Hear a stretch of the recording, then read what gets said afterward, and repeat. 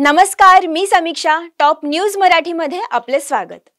भाजपाचे सहप्रवक्ते अजित चव्हाण यांनी थेट मंत्री छगन भुजबळ आणि आमदार लक्ष्मण हाके यांच्यावर सडकून टीका केली आहे. महायुतीमध्ये एकत्र असतानाच मंत्र्यांकडून अशा बेजबाबदार वर्तनाचं उदाहरण लोकांसमोर येते असा घणाघात त्यांनी केला. भाजपाचे सहप्रवक्ते अजित चव्हाण यांनी म्हटलंय की राज्याच्या मंत्रिमंडळ बैठकीला न जाणं हे जबाबदार मंत्र्यांना शोभणारं वागणं नाही. सत्ता मिळाल्यानंतर अशा बेजबाबदार पद्धतीने वागणं म्हणजेच लोकांचा विश्वासघात आहे. याचबरोबर अजित चव्हाण यांनी आमदार लक्ष्मण हाके यांच्यावरही जोरदार हल्लाबोल केलाय. हाके हे राखी सावंत असल्याची बोचरी उपमा त्यांनी दिली. एवढंच नव्हे तर दोन समाजात तेढ निर्माण करण्याचा प्रयत्न हाके करत असल्याचा आरोपही त्यांनी केला. म्हणूनच महायुतीच्या पाठीमागे लोकांच्या भावना दुखावणारे असे खेळ आता थांबवले नाहीत तर त्याचे परिणाम गंभीर होतील असा इशाराही चव्हाण यांनी दिलाय. सरकार विरोधात बोलते, सरकार म्हणजे मंत्री सरकारच्या विरोधात काही निर्णय घेत आहे.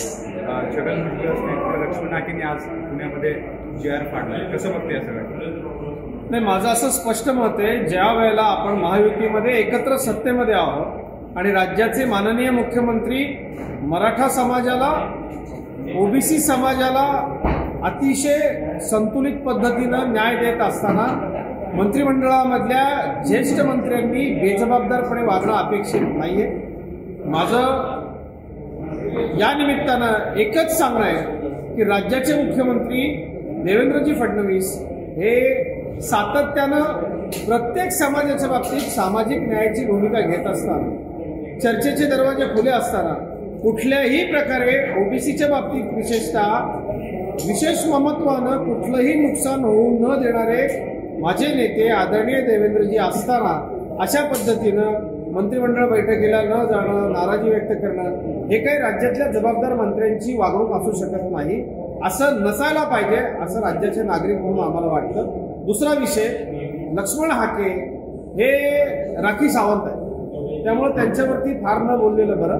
त्यांनी ज्या पद्धतीनं तो जी.आर. फाडलाय, कसे दोन समाजामध्ये तेढ निर्माण करून आपल्या राजकारणाची, समाजकारणाची पोळी भाजणं हे बरोबर नाही. महाराष्ट्राची सामाजिक वीण जातीय सलोखा यानं उसवतो, बिघडतो. त्यामुळं माझं काही लोकांच्या बाबतीत तर अशा पद्धतीनं अस्थिरता राहिली तर त्यांचं दुकान चालतं. त्यामुळं हे निषेधार्ह आहे असं मी मानतो. खरं तर ओबीसी उपसमितीची देखील त्या ठिकाणी समिती गठन करण्यात आलेली आहे. चंद्रशेखर बावनकुळे अध्यक्ष आहेत. ओबीसींचे प्रश्न किंवा ओबीसींचे आरक्षण धक्का लागू नाही असं ओबीसीने त्यांचं त्या ठिकाणी मत आहे. आता मराठा आरक्षणाचा विषय झाला, ओबीसींचा त्या ठिकाणी समिती स्थापन झाली आहे. कसं बघताय? कारण बरेचसे प्रश्न आता सरकारसमोर ओबीसींच्या देखील. ज्या पद्धतीनं राज्याचे मुख्यमंत्री माननीय देवेंद्र फडणवीस साहेबांनी सातत्यानं ओबीसींची पाठराखण केलेली आहे ते पाहता यावेळेला ही जी ओबीसींची समिती, उपसमिती तातडीनं सरकारच्या वतीनं गठीत करून माननीय चंद्रशेखरजी बावनकुळेंना त्याचं अध्यक्षपद देण्यात आलंय. राज्यातले प्रमुख ओबीसी नेते, मंत्री त्याचे सदस्य आहेत आणि मला अत्यंत खात्री आहे कुठल्याही पद्धतीनं ओबीसीच्या कुठल्याही अधिकाराला केसा इतका सुद्धा धक्का माझे नेते देवेंद्र फडणवीस साहेब लागू देणार नाही. त्यामुळे ओबीसी समाजानं निश्चिंत राहिलं पाहिजे.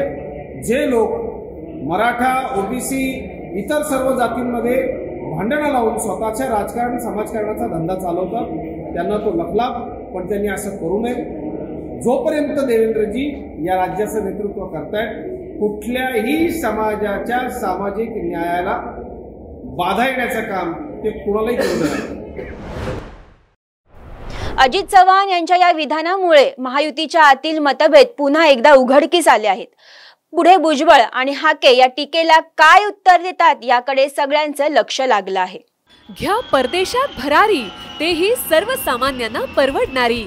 सचिन इंटरनॅशनल घेऊन आले आहेत जगातील सर्वात स्वस्त परदेश टूर फक्त 28,999 रुपयांमध्ये. पॅकेजमध्ये विमान प्रवास, हॉटेल, ब्रेकफास्ट, ट्रान्सपोर्ट, प्रेक्षणीय स्थळे, सर्व खर्च समाविष्ट. सचिन इंटरनॅशनल 18 वर्षांपासून पर्यटन क्षेत्रातील विश्वसनीय नाव. चला तर मग आजच आपली फॉरेन टूर बुक करा.